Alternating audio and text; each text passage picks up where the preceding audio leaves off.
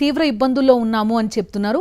ఈ విధంగా ప్రమాదాలు జరిగినప్పుడు బోట్ని కోల్పోతున్నాం, లేకపోతే బోట్లకి రిపేర్ వస్తుంది, అప్పుడు అందాల్సిన నగదు కూడా మాకు అందడం లేదు, ఇన్సూరెన్స్ కూడా అందడం లేదు అనేది రాష్ట్ర వ్యాప్తంగా కూడా మత్స్యకారుల నుంచి వస్తున్న ఒక ప్రధాన సమస్య.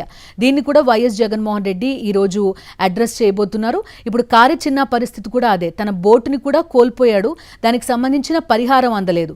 ఒకవైపు 6 మత్స్యకారులు ఈ బోటు గల్లంతైన ప్రమాదంలో ప్రాణాలు కోల్పోయారు.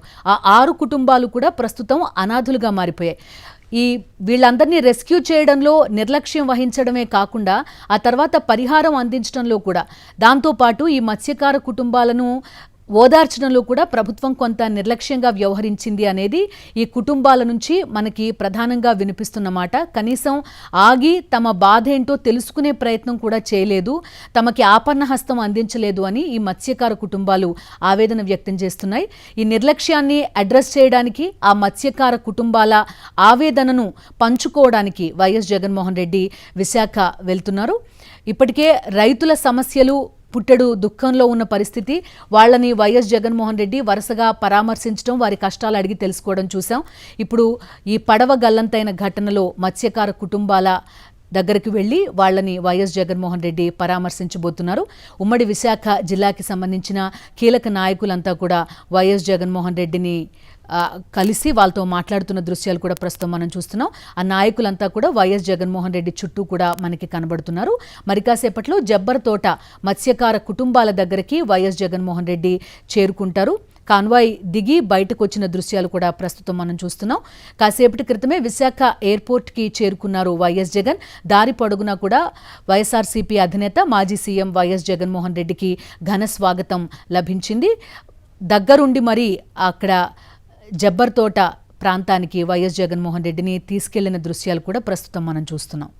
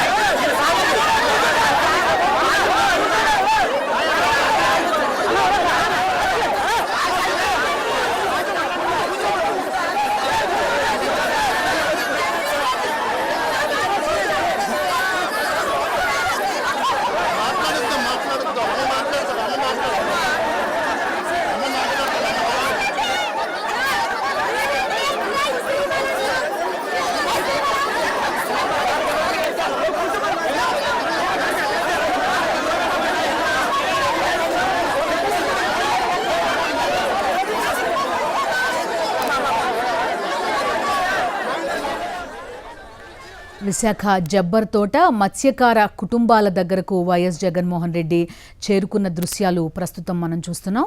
మత్స్యకారులంతా కూడా వైఎస్ జగన్తో మాట్లాడుతున్న దృశ్యాలు చూస్తున్నాం. ఆ రోజు ఏం జరిగింది అనే ఘటనకి సంబంధించిన వివరాలన్నీ కూడా తీవ్ర ఆవేదనతో వైఎస్ జగన్మోహన్ రెడ్డితో ఈ మత్స్యకార కుటుంబాలన్నీ కూడా పంచుకుంటున్న దృశ్యాలు కూడా ప్రస్తుతం మనం చూస్తున్నాం. మొత్తం 6 మత్స్యకారులు ఈ పడవ గల్లంతైన ఘటనలో వారంతా కూడా గల్లంతయ్యారు.